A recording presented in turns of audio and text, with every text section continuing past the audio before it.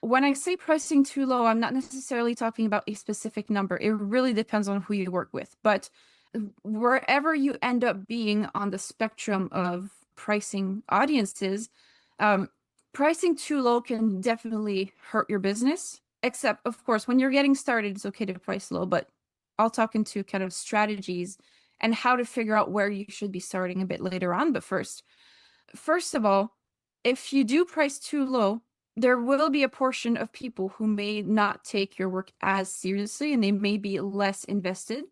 And people will also be less likely to take action in between their sessions. So they might show up to your sessions, but then they may not be as excited to do the homework or actually get the needle moving. And so if they don't get results, that kind of sucks. It sucks for them, and it's kind of, it's on them because they didn't do the things that they were supposed to do. But it also sucks for you because then you're not necessarily going to get a repeat client from them. They may not refer people to you as much. And so you really want to attract people to your coaching business who are going to be willing to do the work that they need in order to achieve that transformation. And the price that you enter the market with will definitely impact the type of people that you attract.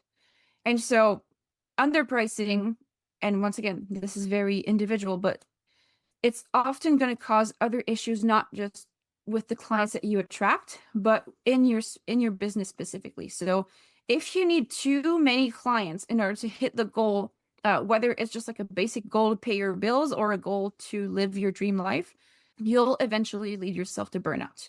Or if you start off with pricing really low and then you just want to over deliver in order to eventually raise your prices, that can be a good strategy. It can, however, lead to resentment with clients who start to take that for granted. So that's something that you can do. It's valid. Oops. But I would be careful of towing that line. And then if you also price too low and are only able to pay like your basic bills, you'll also be in a position where you are no longer able to invest in yourself either.